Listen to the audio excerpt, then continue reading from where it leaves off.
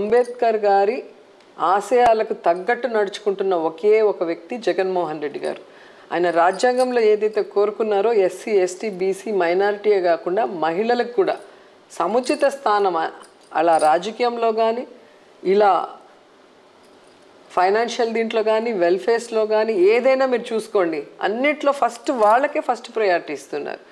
అంత ఇచ్చి ఈరోజు వాళ్ళని నెత్తిన పెట్టుకుంటున్న వ్యక్తిని ఈ విధంగా మాట్లాడటం అనేది కరెక్ట్ కాదు.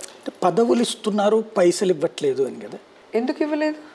వాళ్ళకి జీతాలు తప్పించి వాళ్ళకి ఎవరికి కూడా ఇప్పుడు ఫర్ ఎగ్జాంపుల్ బీసీ కార్పొరేషన్స్ ఉన్నాయి, వాళ్ళకి ఏ నిధులు ఉండవు. ఎస్సీ కార్పొరేషన్స్లో కులాల వారీగా పెట్టారు, వాళ్ళకి ఏ నిధులు ఉండవు. ఆ మాట మాట్లాడుతున్నారే కానీ ఈ రాష్ట్రంలో ఎంతమంది ఎస్సీలు ఉన్నారు ఒకసారి మీరు గణాంకాలు తీనండి. ఆ ఎస్సీల్లో ప్రతి ఇంటికి జగన్మోహన్ రెడ్డి గారు న్యాయం చేశారా లేదా చూడండి.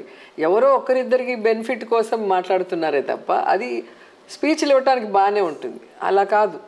నేనైతే నమ్మేది ఏంటంటే ప్రతి ఇంటిలో ఎస్సీ కానీ బీసీ కానీ మైనారిటీ కానీ ప్రతి ఇంటిలో ఎంతమంది ఉంటే ఎలిజిబిలిటీ అంతమందికి వెల్ఫేర్, ఎడ్యుకేషను, వాళ్ళకి ఆరోగ్యం కానీ వాళ్ళకి హౌసింగ్ కానీ ఇచ్చామా లేదా అని చూడండి. అంతకంటే ఏం కావాలి? అంటే వీళ్ళ చేతికిచ్చి వీళ్ళకి కావాల్సిన నలుగురికి ఇచ్చేస్తే అప్పుడు మంచోడా జగన్మోహన్ రెడ్డి? అందరికీ ఇస్తే చెడ్డోడా? వ్యాపారాలు పారిశ్రామికవేత్తలుగా తామున్నప్పుడు పెద్ద ఎత్తున తయారు చేస్తే బీసీ ఎస్సీ ఎస్టీలని జగన్ వచ్చి 10,000 రూపాయలు ఇచ్చి పడుకోబెడతారు. ఎక్కడ ఒక్కటి చెప్పమనండి.